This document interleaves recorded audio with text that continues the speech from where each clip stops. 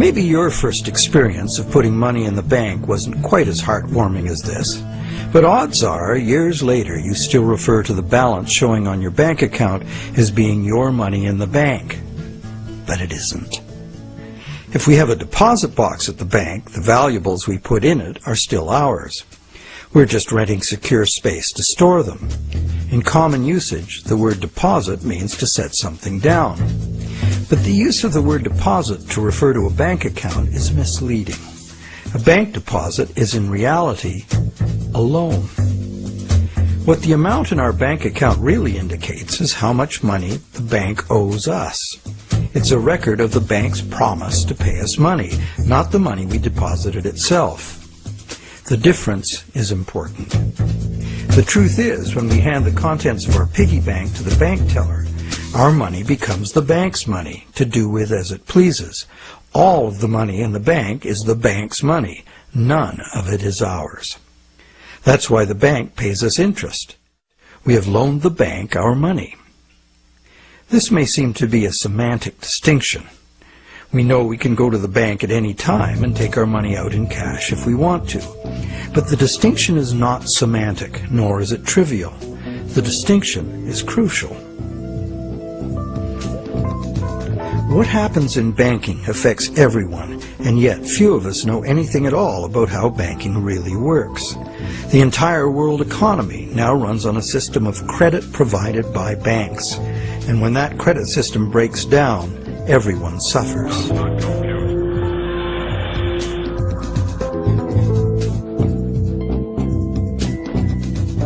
To make things worse, the explanations for these breakdowns offered by the experts never look at the root cause, namely, that other than cash and coins, which make up just 1 to 5% of money in circulation, all the money in existence today was created as the principal of a bank loan, with the banks requiring principal plus interest as so-called repayment. Not only does this make the existence of money entirely dependent on the existence of bank credit, it makes the system as a whole bankrupt by design, as total debits, principal plus interest, exceed total assets from the moment the first loan document is signed. As the global banking system staggers towards worldwide collapse, more and more people are realizing they can no longer ignore the realities behind banking as it is practiced today. Many have lost their homes and jobs due entirely to the unsustainable practices of moneylenders. It's time people understood money and the pressing need to fundamentally change the way it works.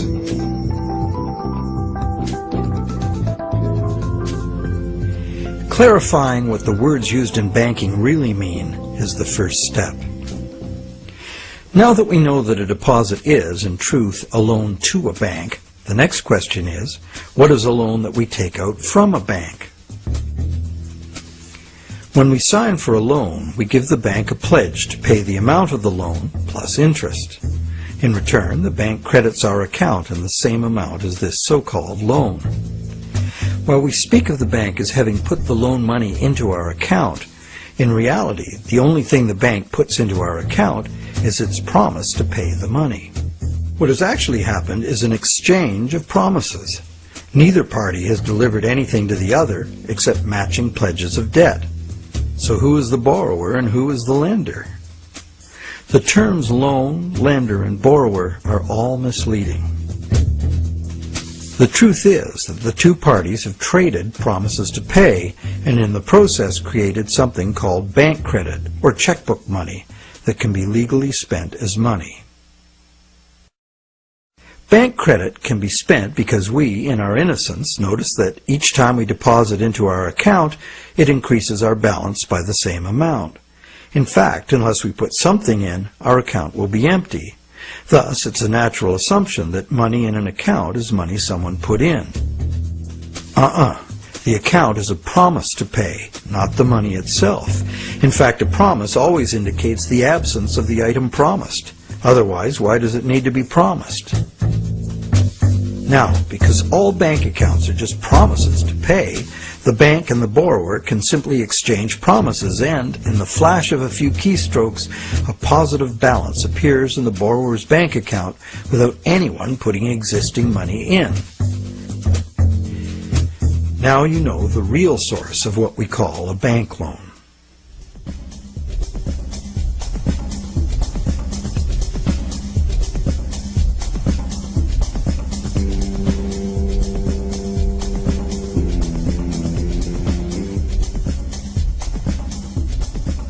How different would it be if two parties just got together in a basement with a printing press and created new money that way?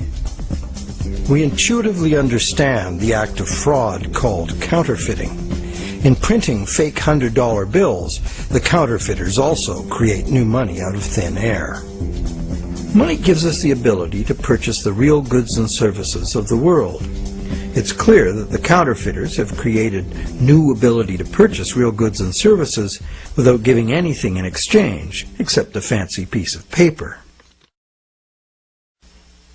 Counterfeiters get something for nothing directly at the expense of whoever gets caught with their counterfeit money. And if the counterfeit money is not discovered, it dilutes the money supply, stealing from everyone. Counterfeiting is a serious crime, and it is easy to understand why. It's cheating on a basic social agreement, thou shalt not steal. But taking a loan from a bank also creates new purchasing power. However, instead of being considered a form of theft, it is the very basis of our monetary system.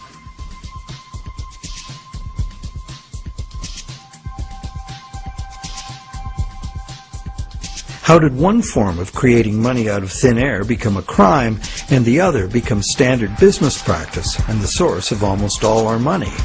For this is what has happened. To understand how, we need to look at the history of the laws governing commerce. But before that, we need to understand the logic of the loan process itself.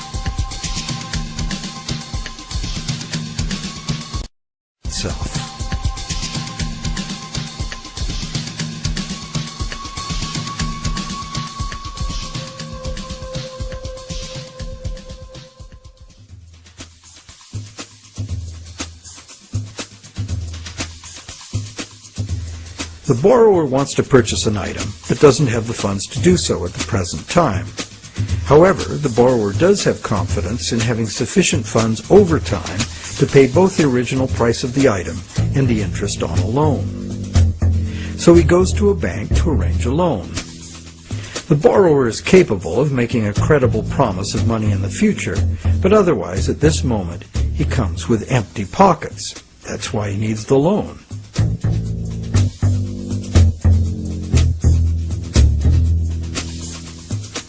We're probably all familiar with what happens next. The bank gets the borrower to sign an agreement in which the borrower promises to pay the bank the amount of the loan plus interest, or, in default, surrender to the bank the object that is to be purchased with the loan. This is done countless times every day all over the world. But there's a problem. How can the borrower pledge as collateral something that the borrower does not yet own? If I wanted to borrow $10,000 from you to go on a luxury cruise to Europe, would you accept my neighbor's car as collateral? Of course not, because you know very well that I have no legal right to give you my neighbor's car, no matter how much I owe you. But if instead I promise to buy my neighbor's car with the $10,000 you lend me, the situation is different. You might agree to lend me the $10,000, believing I will buy the car and will pledge it as collateral for the loan once I obtain legal title to it.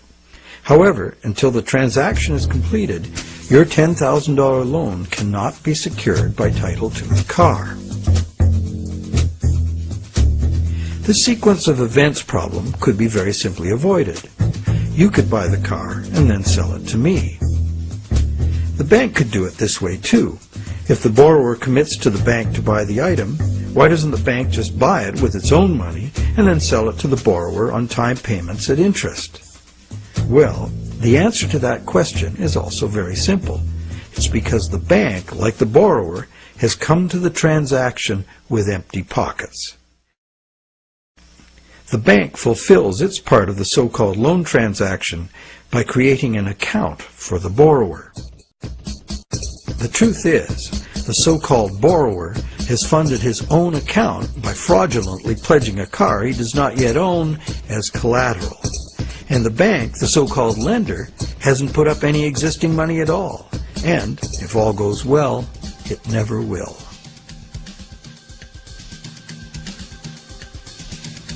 The borrower believes the new numbers in his account now represent his money in the bank. He, like the rest of us, doesn't understand the difference between existing money and a promise of money. If you can spend it, what does it matter?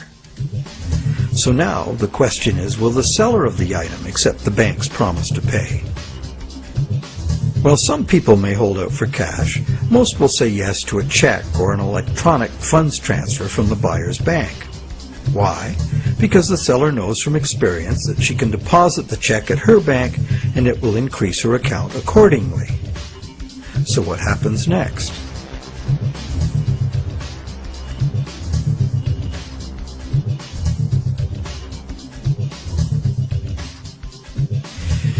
Well, obviously the buyer's bank now owes the seller's bank the amount of the loan. So you might be thinking, isn't this where the money comes out of deposits? The bank's promise to pay the borrower has just been transformed by the transaction into a promise to pay the seller's bank instead. So now the buyer's bank has to transfer some of its existing money to the seller's bank, correct? Yes, but probably only a small proportion. And over the long term, as long as the bank gets its fair share of deposits, the net amount of existing money the bank needs to cover its loans can theoretically be zero. How?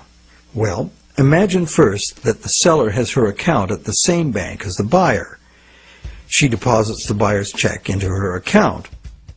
All the bank has to do to complete the transaction is reduce the buyer's account by the same amount it increases the seller's account. As both accounts are just promises, no existing money is involved in doing this.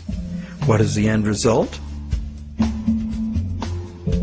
The bank has created bank credit for the borrower to the sum of $10,000. The borrower has bought the car that existed in the world of real things, and the seller now has that bank credit of $10,000. Thus, a brand new claim upon $10,000 worth of real goods of value was accomplished with absolutely $0 of the bank's or anybody else's money. On top of that, the bank gets to have all this so-called money paid back by the borrower's honest toil, plus interest, or the bank gets the car. Magic like this is usually seen on stage. So now let's examine what happens if the seller deposits her check in a different bank.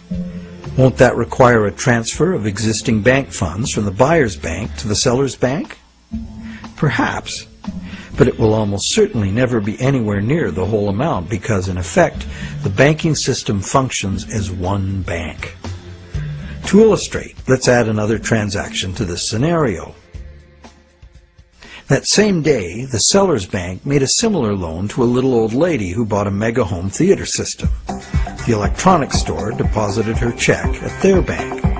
The electronics store's bank made a similar loan that was deposited at the original borrower's bank. And when all the various balances were settled, the banks didn't owe each other anything. And even if there were differences, they would have been just a small portion of the total credit created. So, at this point we can say that although banks don't actually lend out their depositors' money, as most of us imagine, they still need deposits to make loans. This is because banks need incoming credit from other banks to offset their own credit being deposited at those banks. As long as banks keep their outgoing credit balanced with incoming credit, they are free to make new loans and thereby keep creating brand new credit money. None of it will ever have to come out of the bank's pockets. The bank is free to invest its own funds in corporate and government bonds and whatever other instruments their charter allows. If one draws a diagram of it all, it looks like this. The interest governments and corporations pay the banks on their bonds is paid by us. We pay it as a portion of our taxes, and we pay it in the price of all the goods and services that we buy. And there is another thing passed on to us as well, and that's the risk that the bank will go broke and not be able to honor its promises to pay. Now you may wonder, how can a bank go broke if it doesn't put any money up in the first place? What have they got to lose? The answer to that question is that banks differ from counterfeiters in that the banks are legally allowed to create new money, but only by certain rules of accounting. Banks can only create money by entering a borrower's payments and collateral as an asset on the positive side of the ledger, balanced on the negative side by the loan, or what the banks call the deposit liability created by the bank. When the borrower defaults on the payments, the asset pledged as collateral is seized by the bank and sold. In a declining market, when repossession is most common, the new lower value of the asset doesn't cover the bank's liabilities, which were based on the previous higher value. This shows up as a loss on the bank's books. When foreclosures are rampant, as in a collapsing real estate market, much of the value of the bank's collateral simply evaporates as home prices drop, exposing the bank to huge losses. In truth, it's all just numbers, created out of thin air. But banks must adhere to the dictates of these numbers, and the consequences of bank arithmetic gone wrong can include economic standstill, social disintegration, total financial chaos, lawlessness, starvation, and war.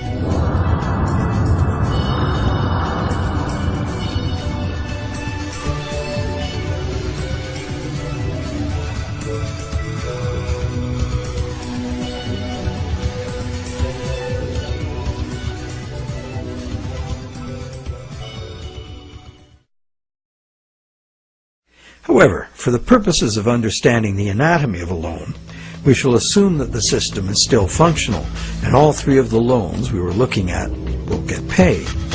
The end result is that not $1 of existing money has changed hands. The end result is that not $1 of existing money has changed hands, but $30,000 of new bank credit has been created and spent into the money supply, and each of the three banks gets to collect interest on $10,000 of it. Is creation of this brand new $30,000 really an act of fraud, like counterfeiting?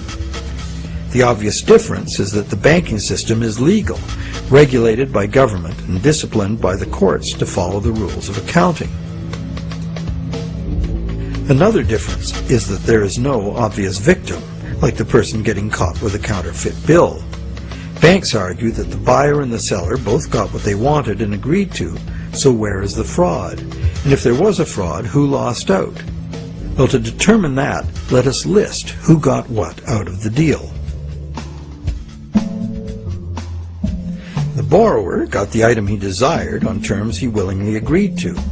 He may curse his decision later as he struggles to make the interest payments, or he may live happily ever after, thankful he got the loan. The seller got an increase in bank credit, which she's been conditioned since childhood to think of as her money in the bank. She's confident that she'll be able to spend it in turn, and she will. So, as far as the seller is concerned, she's been paid in full. She's happy. So who, if anyone, suffered as a result of the deal? Is there another party to this transaction we've overlooked? Well, there's also the bank that gets to collect interest on a promise to pay money. That's the business they are in and usually do very well by. And anyone else? Well, where did the car come from? It came from the world of real things.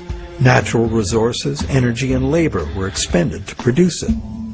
What if we consider the hidden party to be society at large and the natural world from which all things ultimately come? Because the brand new bank credit money didn't just sit there, it got spent into the general circulation in the real world. It's the real world that ultimately gets the new money in exchange for its car. This new money might stimulate new production, temporarily enlarging the economy, making lots of people happy. In fact, it often does, as most bank credit comes into being as a home mortgage, stimulus for the residential construction industry, a big provider of good-paying jobs. However, after its initial productive use, this newly created money will basically just dilute the money supply, reducing money's purchasing power by a very small amount. So, in contrast to counterfeiting, where the loss occurs to a specific victim, here the loss is borne by us all, because the real substance of the loan, the car, was extracted from the economy at large by a slight loss in the value of everyone's money.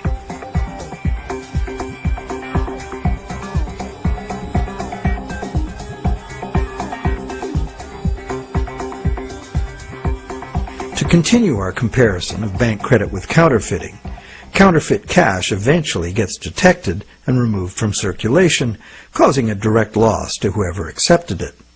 There is, of course, no guarantee of how much will be detected, nor any prescribed schedule for its removal. Bank credit is also removed from circulation over time because, as bank credit is paid back, the principal part of every payment is extinguished. Now remember that almost all the money in existence today is bank credit. Therefore, almost every dollar that passes through our bank accounts has a scheduled appointment to one day be paid as a principal payment on a bank loan and cease to exist. On top of the principal are the interest payments, which will become bank income, much of which will be recycled into the economy as interest to depositors and other bank expenses. So it's not immediately apparent that there's a loss to someone as a result of bank credit being withdrawn from circulation the way there is with counterfeit cash. But if we look closer, we find an interesting situation. We don't need anything more than fundamental arithmetic to understand the power that lies in controlling the money supply and why, as currently designed, total debt must constantly expand or the system collapses. Whenever the rate of debt money creation falls behind the rate of debt money destruction, the total amount of money in use will shrink. This is called deflation because the money supply is shrinking like a deflating balloon. The result is less money relative to the goods and services available.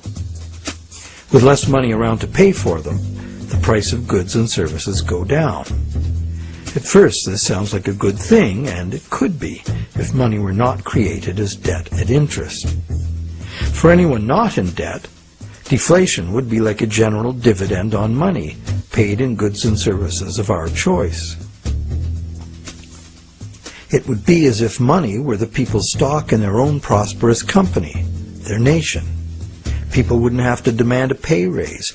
If a nation were more productive as a whole, thus deserving of a raise, everyone would benefit automatically by having their money buy more. However, this is definitely not the effect deflation has in a system where money comes in the form of interest-bearing debt. More than 95% of all money currently in existence is in the form of debt to banks, promises to pay with interest added. And as we have seen, the principal is created, but not the interest. Due to the time delay between money's creation and its repayment, and the recycling of interest earnings as bank operating expenses, most of us can keep up our payments while the money supply is increasing. However, if the money supply or total debt is decreasing, money becomes harder to earn due to its scarcity, and fixed payments become harder to meet. For those heavily in debt, the money shortage can become catastrophic.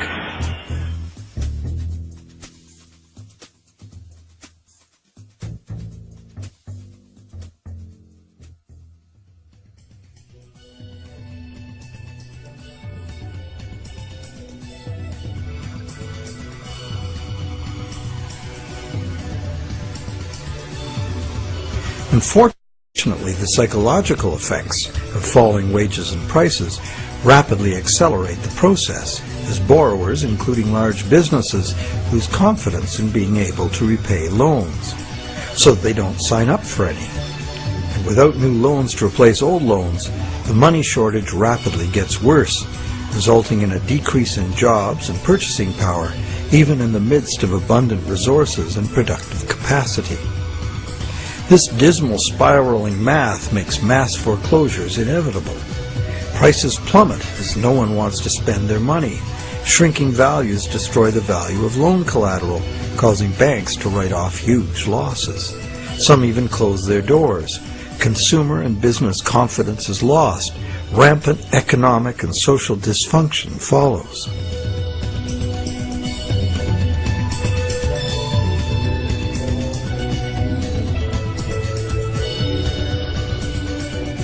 This disastrous spiral cannot be turned around unless the government creates new money itself or goes deeply in debt to private banks in order to create enough new money to reorganize and rejuvenate the economy.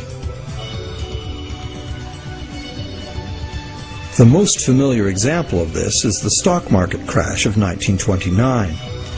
The psychological fallout of the stock market collapse resulted in less borrowing and thus less new money. The Federal Reserve did nothing to correct the resultant deflation, and by 1932 the money supply had been reduced by a third. Countless people were evicted from their homes because the money to make their mortgage payments simply ceased to exist. Then, in 1932, Franklin Roosevelt became the U.S. president. Roosevelt's New Deal set out to restore the economy by restoring the money supply. To counter the money shortage, Roosevelt borrowed from the private banking system. Factories started hiring again. But only when the war arrived, there's suddenly no shortage of jobs or funds available to do what was necessary for the war effort. It was the money expended on World War II that ended the Great Depression. The war also resulted in 50 million deaths worldwide and led to a new hostile international balance of power with its attendant arms races, mounting debts, and sweeping social and technological transformations.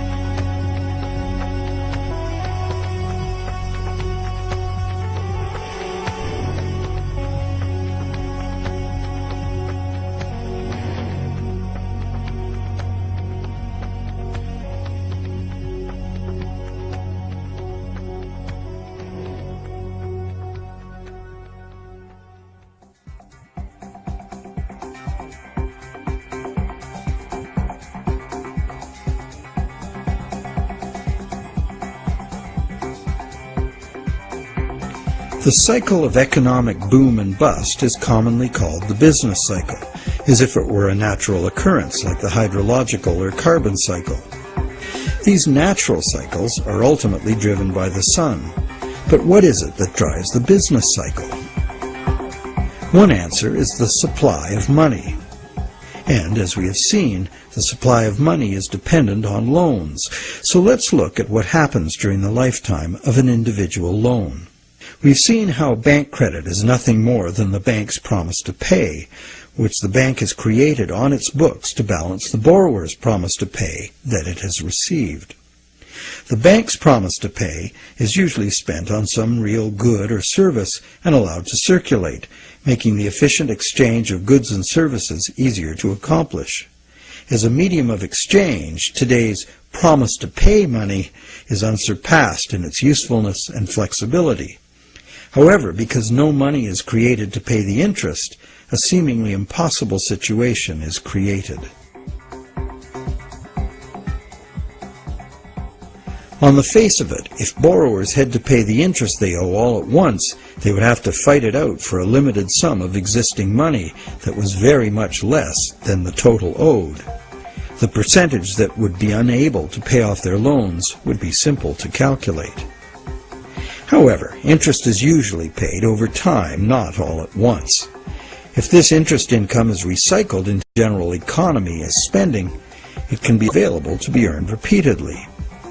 Once we understand this, the question of whether interest is actually unpayable becomes more perplexing.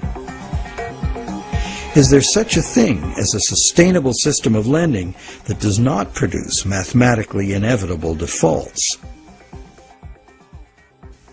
In the Middle Ages, usury, meaning charging interest or any form of making gains solely from having money, was condemned as a sin. While the justification was moral, the reason was practical. In a fixed money supply like gold, anyone systematically rolling over all of their loan money at interest will soon end up with all the money. This problem was a big factor in the ruin of Rome. Private accumulations of gold forced the government to mint coins made of base metals instead of the real thing. Debased currency led to failing confidence and ultimate decline. The lesson was well learned. For the next 1,000 years, the Roman Catholic Church declared collecting interest on a loan to be a sin punishable by excommunication. In some countries, the penalty for practicing usury was death. Is charging interest really a sin? While today it seems very reasonable to charge for the use of money, there's a simple and unavoidable problem with doing so. Unless moneylenders spend every penny of interest they receive in such a way that the borrowers can earn it again, the borrowers are going to come up short regardless of their hard work and personal virtues. Someone will default simply as a result of the arithmetic. This is easy to picture where there's a fixed money supply like gold coin. As long as all of the coins taken in as interest are spent so that the borrowers can earn them, the same coins can be used to pay the interest over and over. The lender can profit by buying real things with this coin, but the coin itself must be spent, not lent nor removed from circulation. Leaving aside any moral considerations, this arrangement would be sustainable. However, if the interest coins are re-lent at interest or removed from circulation by hoarding, there will be an inherent shortage of coins with which to pay off the aggregate debt.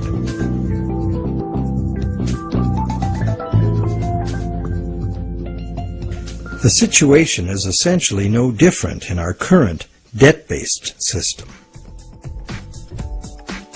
As we have seen, nowadays virtually every dollar comes into existence as debt, with a scheduled appointment to be extinguished as a principal payment on the loan that created it. Thus, for all borrowers to be able to make their payments of principal plus interest, two things must be true. The dollar created as the principal of the loan must be available to be earned by the borrower in order to make the principal payment that extinguishes that dollar. And every dollar the borrower pays to the bank as interest must also be available to be repeatedly earned by the borrower so that it can be paid as interest again and again.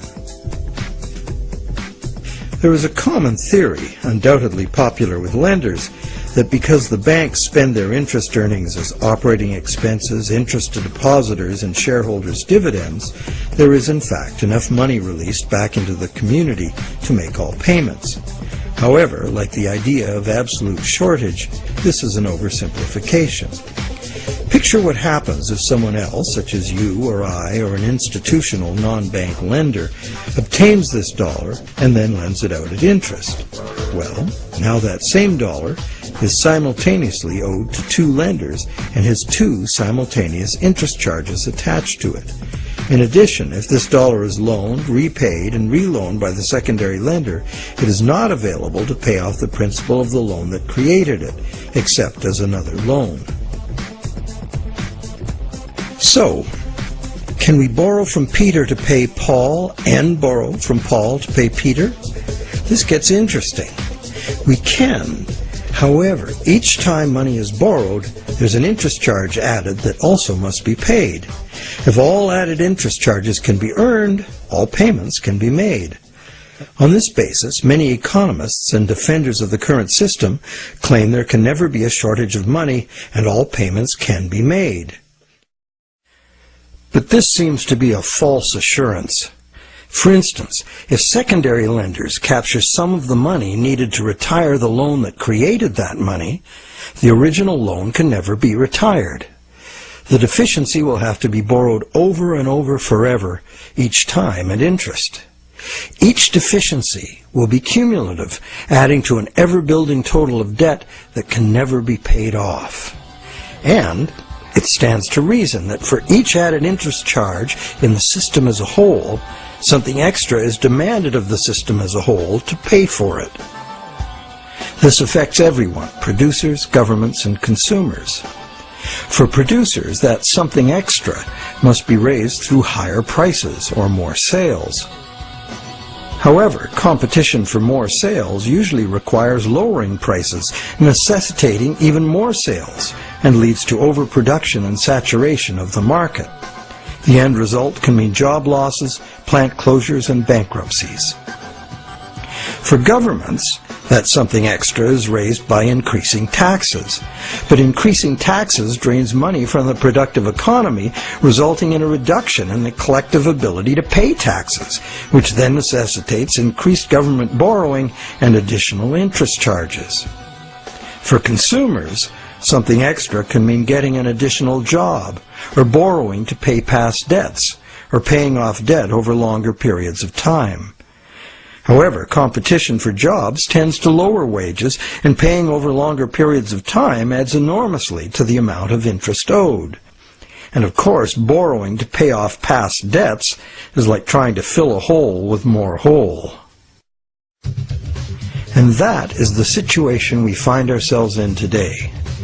Producers can't sell more because consumers can't afford to buy. Governments are cutting taxes, not raising them, because consumers can't afford to buy. Governments are cutting taxes, not raising them, hoping to stimulate consumer demand.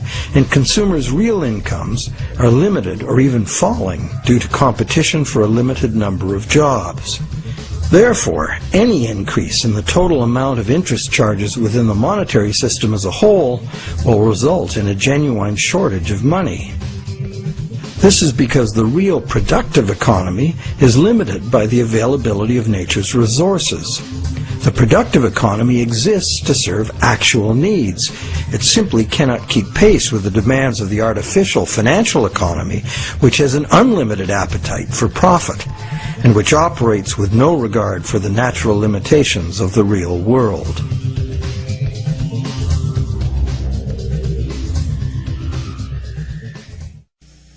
The theory that there's always enough money to pay the interest has a certain elegant simplicity. However, by the very nature of the assertion to be true, it has to be 100% true.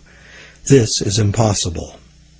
For one thing, secondary lenders, who are not banks, do comprise a significant proportion of lenders, and they add their interest charges to money that already bears an interest burden. Beyond that, we have a cultural expectation. Everyone who has money expects it to generate more. Money that needs to be spent and made available to be earned by its original borrower is, instead, lent at interest or invested for gain. Therefore, we can conclude that the two conditions that must be true for all borrowers to be able to make their payments of principal plus interest and thus permanently discharge their debt, those conditions are not met by the current system. Nowhere in the current system is there any restriction on relending money that was created as a loan, nor is there any obligation upon banks to make their profits from interest available to be earned by borrowers, enabling them to extinguish their debts. Quite the opposite. Banks invest these profits to make further profits. And it's not just the banks that cause the problem. Anyone who takes their ball of money and starts rolling it like a snowball to make it bigger does so at the expense of borrowers who will not find that money available to pay their debts, except as more debt. And of course, those rolling the biggest snowballs pick up the most snow. As the saying goes, the rich get richer and the poor get poorer. Money needed by borrowers in the lower realms of workaday productive economics moves upstairs to play in the casino world of abstract financial profit, and that's a world where transactions are little more than gambling on numbers in an effort to achieve higher numbers. They have little or nothing to do with providing the necessities of life.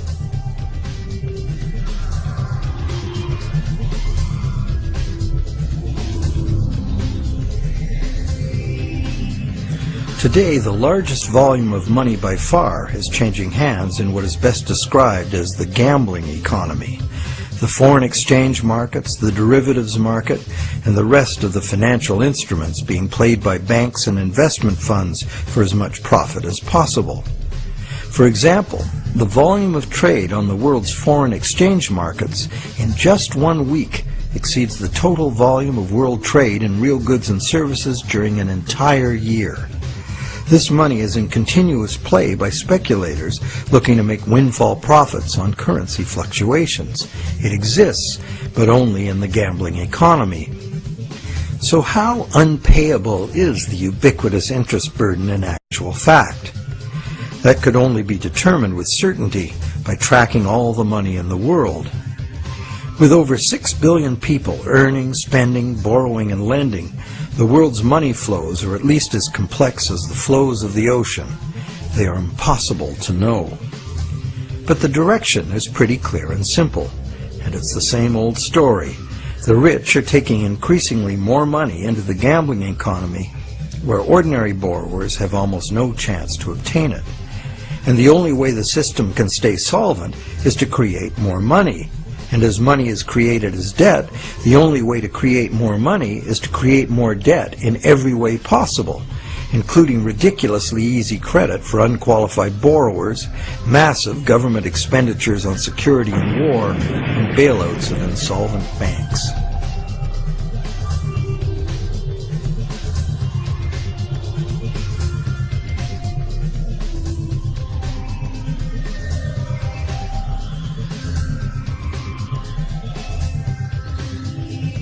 How does the individual loan cycle relate to the boom and bust phenomenon known as the business cycle? The individual loan cycle can be described like this. First, there is economic stimulation because of initial spending. This is followed by inflation because new money basically just dilutes the money supply. And eventually, inflation is followed by deflation as loan repayments gradually extinguish the principal, removing that money from circulation. As long as the individual loan cycles don't match up, these cycles can smooth each other out. This creates a fairly stable money supply that leads to fairly stable prices, although continuous growth of the money supply is required, at least in part because, as you will recall, the money to cover the interest was never created. This is the model on which our economy is currently based. Avoiding deflationary spirals and keeping inflation at a level that doesn't upset people's apple carts constitutes the art of managing the economy, which is rather narrowly defined as achieving so-called price stability. However, a look at the purchasing power of the US dollar in real goods over the last century instantly reveals what this so-called price stability has really meant. The dollar has clearly lost almost all of its value, 96%, and is continuing to do so at a rapid pace. So price stability is not being achieved, and one hardly needs a degree in psychology to understand how human nature itself would turn the individual loan cycle into the collective phenomenon of the business cycle. The simple reason being that if one person sees great prospects and is doing well borrowing and expanding, others would have the confidence to do the same. Beyond the merely psychological effects, if one business is expanding on the basis of credit, its suppliers and distributors will find it necessary to do so as well, or lose that business to someone who will. The same herd effect would occur for a gloomy outlook and accompanying credit contraction. Thus, it is entirely predictable that individual loan cycles would have a built-in propensity to line themselves up rather than be randomly distributed. And when they do, we see the larger scale cycle called the business cycle emerging directly from the cumulative effects of individual loan cycles. So, to sum up, one could say that out of the exchange of promises made by the bank and the borrower, society gets chronic inflation and a dependency on banks for increasing infusions of money to pay ultimately impossible interest payments. This results in an inescapable treadmill of accelerating debt and depreciating money, the only alternative being a deflationary collapse of the economy followed by social chaos or war. This eminently unhealthy situation filters down through society, wreaking harm on every level. We are like addicts, but the fix is not more and more heroin, it's more and more credit money. And eventually, our collective ability to borrow and repay so much credit becomes exhausted. This then creates the need for constant expansion of credit into new markets, in essence creating a fiscal imperative to drive everyone in the world further and further into debt forever. In the United States, this constant debt expansion has led to a total credit market debt in 2008 of more than $53 trillion, which is about 5 times the total annual income of the entire country. So is the world at large happy about its end of the loan transaction? Probably not. But the world at large has very little awareness of where these problems originate, the elusive system of counterfeiting and hidden control that is modern banking. And how about the banks? How have the banks fared as a result of this system? Well, first, by putting up only a small fraction of the money they ostensibly lend, the banks have obtained a river of income from interest payments on consumer loans and mortgages. Second, by using their credit powers to acquire large portfolios of corporate and government bonds, banks collectively appropriate control over government and industry. And thirdly, due to the inevitable defaults and foreclosures, control over government and industry. And thirdly, due to the inevitable defaults and foreclosures, the banks gain legal title to a lot of real property the world over.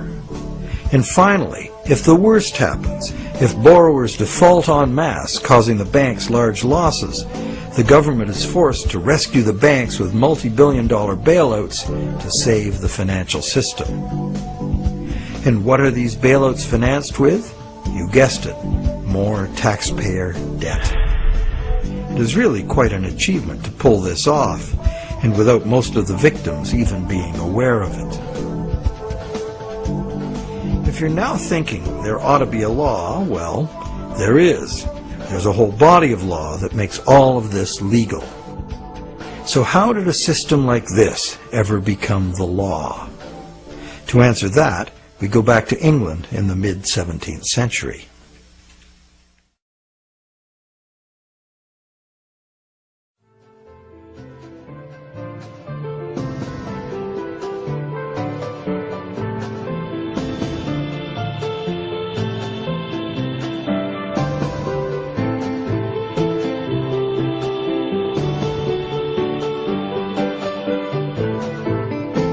With the development of better ships and the new explorations they allowed, trade was expanding rapidly. In order to carry out commerce, especially over great distances and lengths of time, written contracts were becoming more and more important and more sophisticated. Under English common law, it had long been established that a contract could only be enforced if something of real substance had changed hands. A transfer of goods or rights in property was the real stuff of the exchange, and that was what the court would evaluate for fairness, not just the words on the document. A contract under which there had been no exchange of consideration, meaning real goods or rights in property, was deemed to be empty and was therefore not enforceable by the court. So, a contract in which a borrower, say, pledged a car he does not own in exchange for a bank's promise of payment would not even qualify as a contract. No common law court would enforce it. As well, in the event of a dispute over a contract, under common law, only someone who had actually provided consideration to the transaction, in other words, only someone who delivered the goods, had the right to sue in court for fulfillment of the contract by the other party. This right was not transferable to a third party.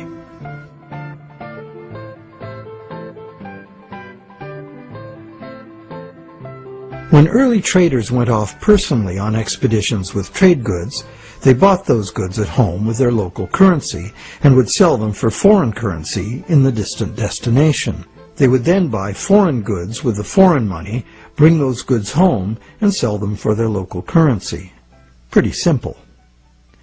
But as trade became more sophisticated, traders became more inclined to stay home and just hire ships to carry out deliveries.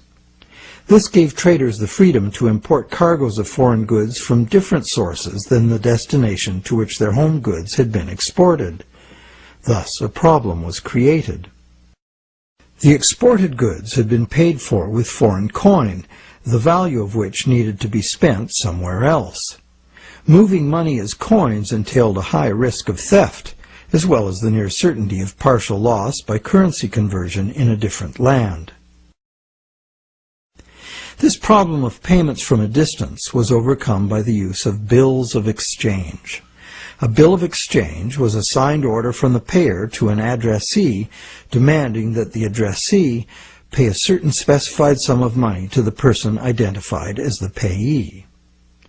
These were secured by signature, and they could not be acted upon in court by anyone other than the original parties. Thus they were of no use to a thief or any other third party. You probably recognize that these were the precursors of checks. I, the payer, instruct the bank, the addressee, to pay the payee, a person named on the check, a certain sum of money. This was all well and good for transactions among parties who were known to each other. The bill of exchange was used merely as a way to order payment in coin at a distant location. But merchants soon wanted more flexibility. They wanted to be able to use bills of exchange to reconcile payments amongst many merchants in many locations, using bills of exchange like money itself. For this to work, bills of exchange had to be assignable to and enforceable by third parties. As we shall see, this was the moment in legal history that gave sanction to the banking system we have today. A third party, who might have honestly purchased a bill of exchange several steps removed from the original exchange, could not be expected, nor would he have the right, to show up in a common law court and defend the validity of the contract and collect on it. This made third-party bills of exchange an unacceptable risk. So, in order to be able to use bills of exchange as a convenient and guaranteed third-party payment system, essentially equivalent to money, the common law practice had to be set aside regarding bills of exchange. In England, by a series of legal decisions from 1664 to 1699, this problem for commerce was remedied by making bills of exchange enforceable by third parties. If a third party had purchased a bill for valuable consideration and in good faith, having no apparent reason to suspect fraud or some deficiency in the right of the seller to sell it, then the bill automatically became good and enforceable by the court against the signer. What did this change mean? It meant, essentially, that any bill of exchange would be considered legitimate once it was sold. Bills of exchange and all other subsequent types of signed promises to pay, with the notable exception of checks, became transferable and enforceable in court, just what the merchants wanted. Now debt contracts could be sold like things, and transacting business would be a whole lot easier. Not only that, it opened up a whole new market for profit seekers, trading in bills of exchange themselves. The marketing of debt was born.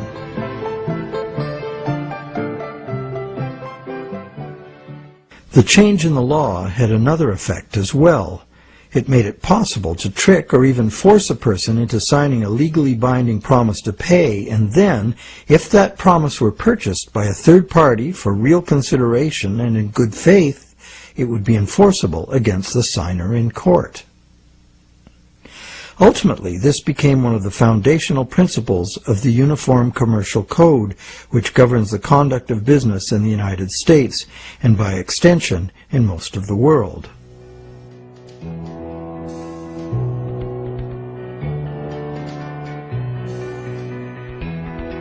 Think about it. If we buy a stolen laptop from a guy on the street, we're guilty of receiving stolen goods, a criminal offense. Doesn't matter if we paid honest money and were unaware the goods were stolen. The court will restore the goods to the rightful owner. We, as purchasers, innocent or not, lose our money and may even be charged with a crime. But if we buy a loan contract from a banker and give him real value for it in good faith, it doesn't matter that the loan contract may have come into existence under false pretenses. Whoever signed it is required by commercial contract law to pay up, and the courts will enforce the obligation. Today, debt contracts come in a myriad of forms, including and especially loans and mortgages. It's significant to note that just as these common law restrictions were being removed, the brand new Bank of England was being established. The first bank state-authorized to create money out of thin air. The new laws fit in perfectly, making the new bank's empty contracts enforceable against the so-called borrower.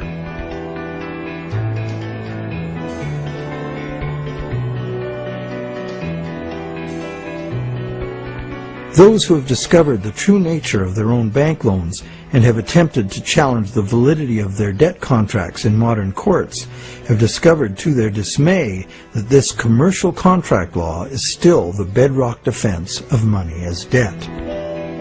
The bank will have sold the original loan agreement to a third party for value, and even though that third party is often just a sister company of the bank, all that matters to the judge is who possesses the document, what it says, and whose signature is on it. The bank's failure to inform the borrower about the true nature of the loan contract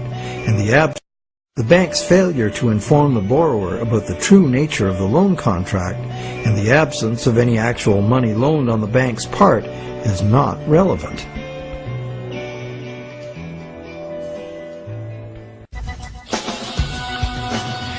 So, to conclude our investigation, it appears that modern banking practice rests on several distinct violations of common law, common sense, and natural justice.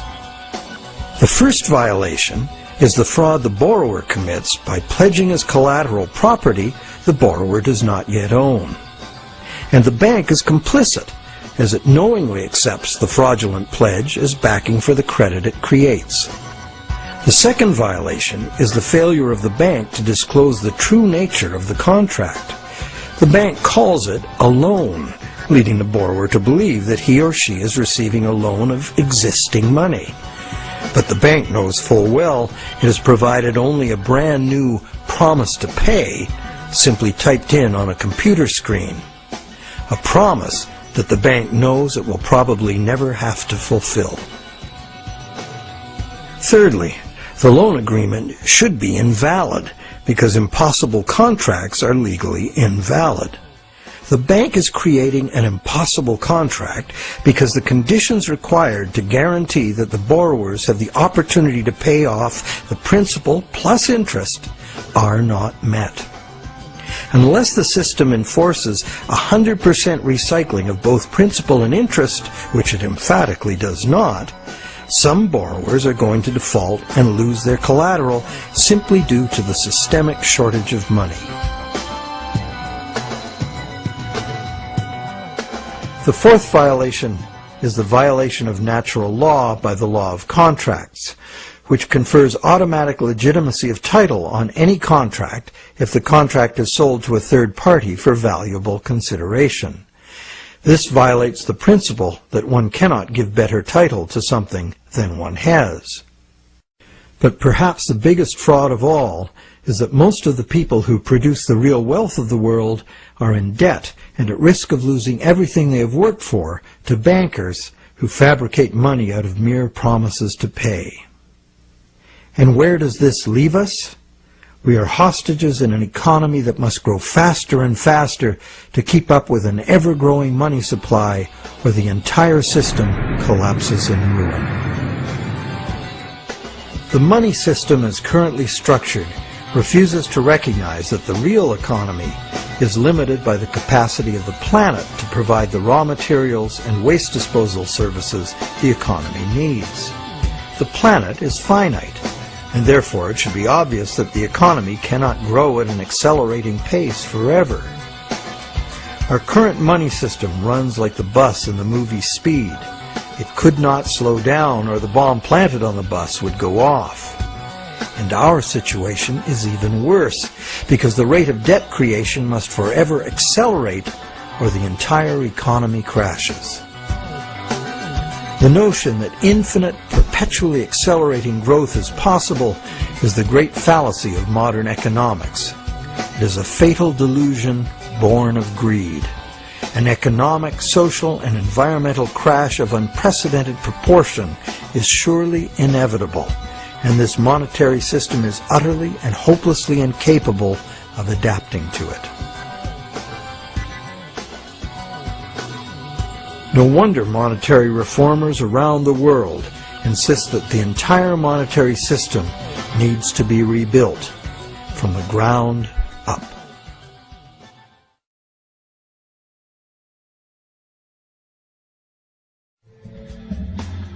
So what is the solution? One idea many people suggest is to return to the days when money was backed by gold.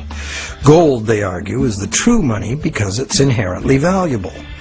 The underlying principle here is that money should be a commodity that is valuable due to its scarcity, as gold is scarce.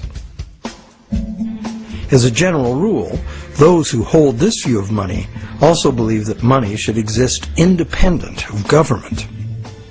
Another school of thought, diametrically opposite, is that the creation of money should be the exclusive prerogative of governments. Government, which represents all the people, should spend money into existence in the public interest, thus backing the currency with what it was spent on. Having taken back the power to simply spend money into existence, government would never need to go into debt or pay interest. Of course, government spending without limit would result in a worthless currency.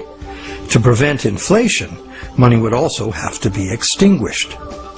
This could be accomplished using a wide variety of taxes, resource royalties, and user fees. Government spending and government taxes would, therefore, be interdependent and would equal each other in a perfect equilibrium. However, the goal of taxation would be to achieve price stability, as the government would have no need of tax revenues in order to operate. Over the centuries, both the gold-based system and various government credit money systems have been used, with the gold-based system prevailing well into the 20th century. This wasn't because government credit money didn't work. It did within the country itself, where it was accepted in payment of taxes. But until the invention of modern currency exchanges, international trade had to be carried out in gold. In addition, gold has had an almost supernatural fascination for humans for a very long time. We've been conditioned for millennia to think of money in terms of portable inherent wealth, as in gold coins. However, this is not the only way to think of money, nor in the era of runaway debt money is it any longer accurate.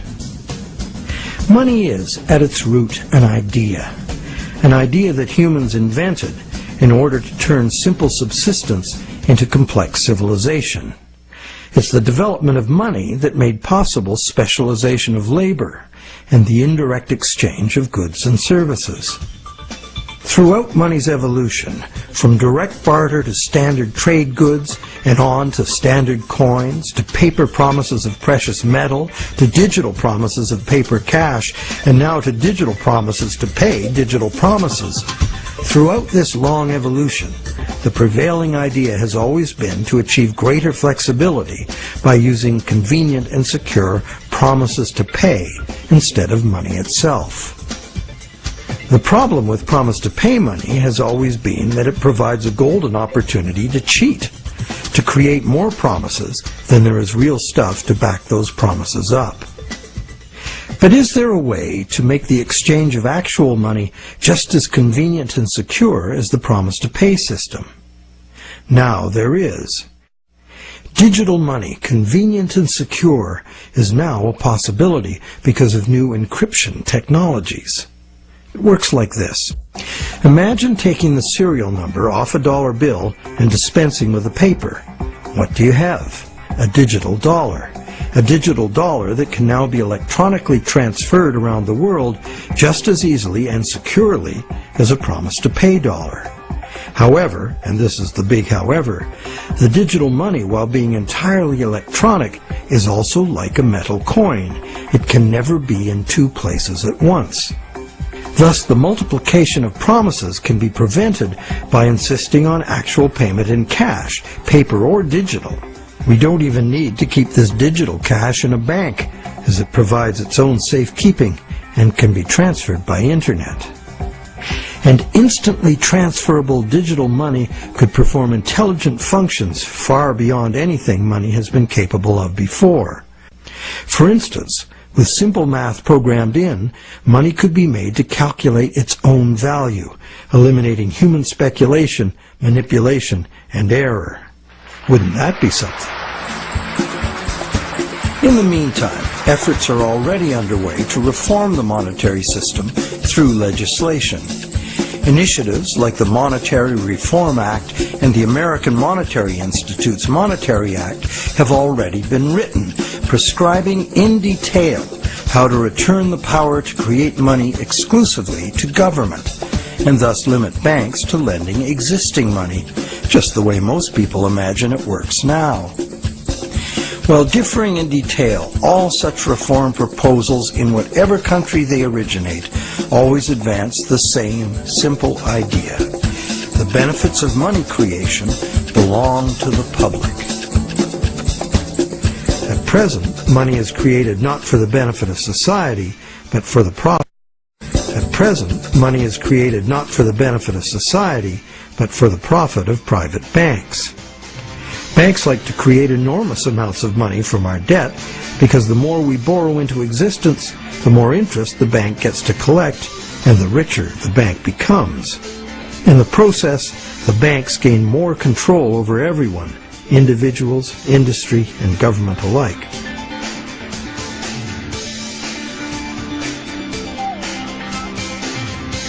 Abundant money too often leads to speculative asset bubbles that make insiders rich. But, as we have witnessed, these bubbles inevitably burst under the unbearable weight of ever-increasing interest demands.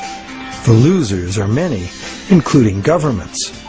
Already burdened with huge debt and shrinking revenues, governments are forced to add trillions to that debt in order to rescue the banks that are the cause of the problem. Otherwise, we would have no money system. It's an absurd situation, and a tragic one, considering that government could instead create the money itself and spend it interest-free on infrastructure, education, or universal health care. And most of that debt-free money would enter the economy as wages, circulating through all levels of society for everyone's benefit. This kind of abundant money would fund a reinvigorated, productive economy in which the savings of the people could fund honest loans of real existing money. At its root, money is a means by which we exchange real value. Without real value in the world, money is nothing. As we have seen, it's the real world that makes the loan, not the bank. We the people, in conjunction with the material blessings of the natural world, are the source of all real wealth. Therefore, money creation and its benefits belong to the public, not to private bankers. And what about interest? As we have seen, interest poses an arithmetic problem. And it's a problem that can only be solved in three ways. 1, defaults and foreclosures. 2, perpetual growth of the money supply. Or the preferable and only other solution, 100% recycling of interest as spending. But such full recycling could only be accomplished by nationalizing the banking industry in the public interest. For example, interest earnings from public service banking could be paid to all as a citizen's dividend. Or it could be used to fund government in place of taxes, as was done successfully in colonial Pennsylvania. And that's just one instance of a society that organized its monetary system differently. There have always been alternatives, and there are alternatives now. What the evolution of money really teaches us is that the real measure of money's value is, very simple, its usefulness as money. And there are several different ways to create useful money. For instance, money can simply be an individual's private promise to pay, a pledge of one's own product or service, as in such community currencies as the let system or time dollars. Thousands of these community currencies already exist in circles of trust where members can be counted on to honor the credit they issue for themselves. And such community currencies can be a lifesaver in the event of a catastrophic collapse of the conventional banking system. When money shortages or hyperinflation disrupt trade and bring economic standstill, a working community currency can sustain a local economy. Are such proposals radical? You bet. But there are unprecedented challenges before us. No longer can exponential growth allow us to sustain a monumental debt that must ever increase to prevent the house of cards collapse of the whole system. Increasing wealth disparity, crushing debt, failing banks, and social and environmental catastrophes are what we face unless we radically change course. We must transform our monetary system to one that can adapt to a future we can now clearly foresee. To begin, we must examine monetary system designs that can deal with widespread economic shrinkage without inducing mass foreclosures and bankruptcies. But what can you do right now? Well, right now there are people and organizations around the world that understand the problems and the injustice of today's monetary system, and you can join them in their effort to bring about the fundamental changes we need. It's time to talk to our friends. A financial crisis is the ultimate teachable moment. When bankrupt banks have to be bailed out by the governments the banks were formerly lending to, the contradictions, the fraud, and the fatal flaws of the current system are laid bare for all to see. But the solutions are there to see too if we look. We cannot afford business as usual. Making adjustments to the current system will not save us. The changes we need to make are radical and dedicated to the good of all, not the profit and control of a few. To make these changes, we must leave behind our outmoded assumptions and misplaced faith. We must face the challenge of a complete transformation. Reality calls.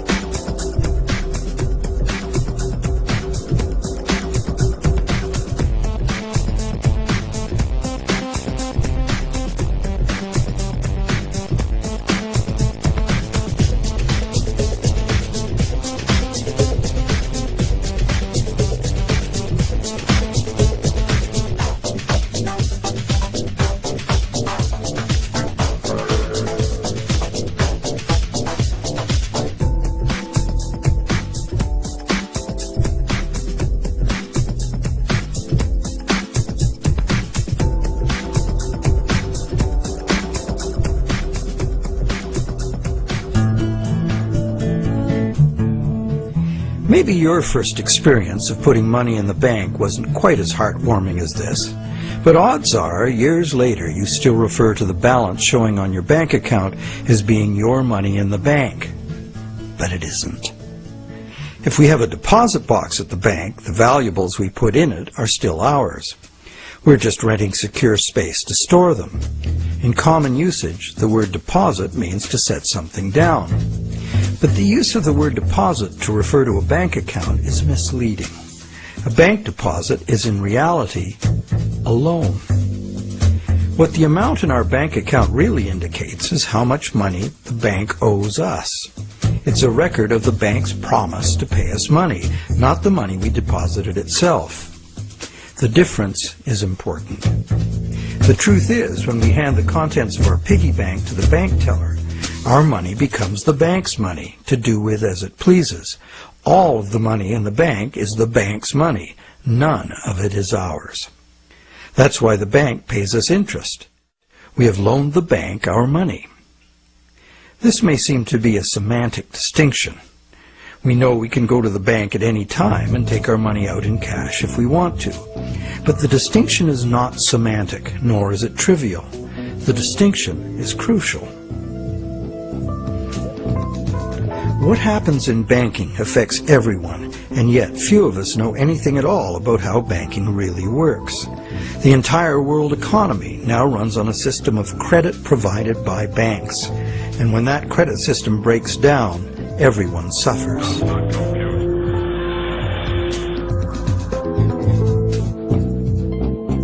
Credit, or checkbook money, that can be legally spent as money. Bank credit can be spent because we, in our innocence, notice that each time we deposit into our account, it increases our balance by the same amount. In fact, unless we put something in, our account will be empty. Thus, it's a natural assumption that money in an account is money someone put in. The account is a promise to pay, not the money itself. In fact, a promise always indicates the absence of the item promised. Otherwise, why does it need to be promised?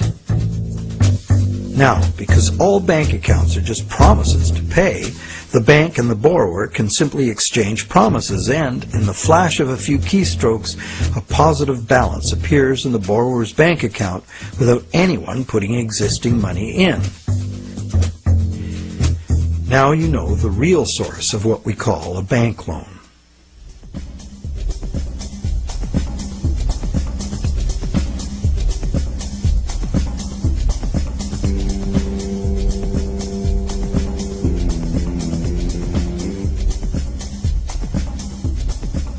How different would it be if two parties just got together in a basement with a printing press and created new money that way?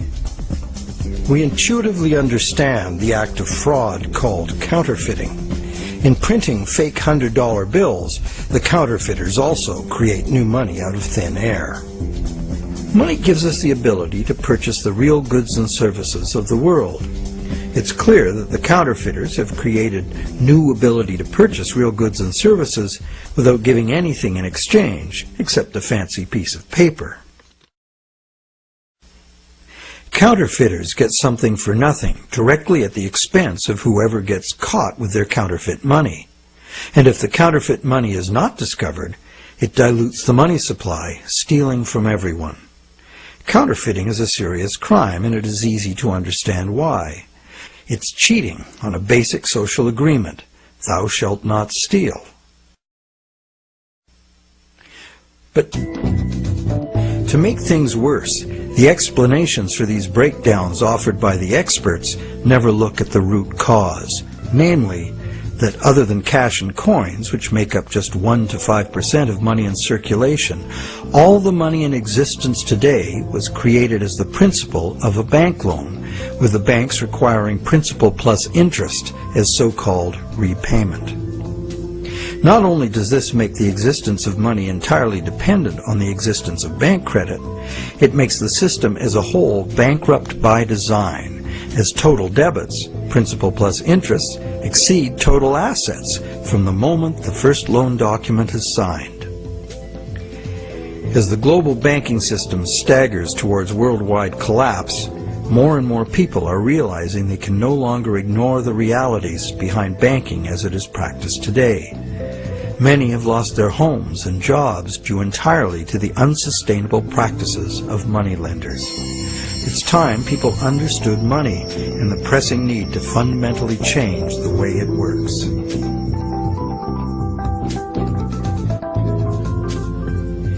Clarifying what the words used in banking really mean is the first step. Now that we know that a deposit is, in truth, a loan to a bank, the next question is, what is a loan that we take out from a bank? When we sign for a loan, we give the bank a pledge to pay the amount of the loan plus interest. In return, the bank credits our account in the same amount as this so-called loan. While we speak of the bank as having put the loan money into our account, in reality, the only thing the bank puts into our account is its promise to pay the money. What has actually happened is an exchange of promises. Neither party has delivered anything to the other except matching pledges of debt. So who is the borrower and who is the lender? The terms loan, lender, and borrower are all misleading. The truth is that the two parties have traded promises to pay and in the process created something called bank. Taking a loan from a bank also creates new purchasing power. However, instead of being considered a form of theft, it is the very basis of our monetary system.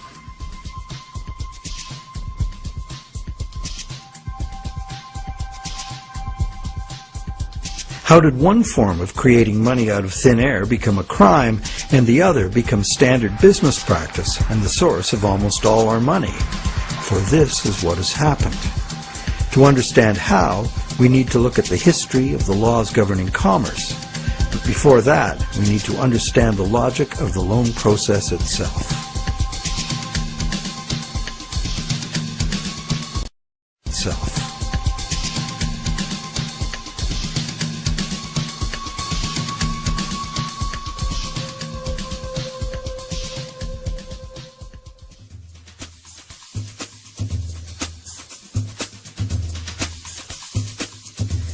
The borrower wants to purchase an item, but doesn't have the funds to do so at the present time.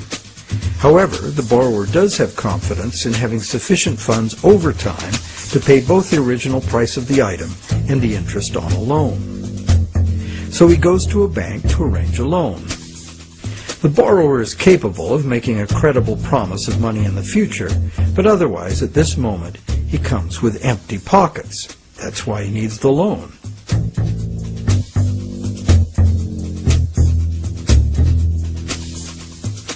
We're probably all familiar with what happens next. The bank gets the borrower to sign an agreement in which the borrower promises to pay the bank the amount of the loan plus interest, or, in default, surrender to the bank the object that is to be purchased with the loan. This is done countless times every day all over the world. But there's a problem. How can the borrower pledge as collateral something that the borrower does not yet own? If I wanted to borrow $10,000 from you to go on a luxury cruise to Europe, would you accept my neighbor's car as collateral? Of course not, because you know very well that I have no legal right to give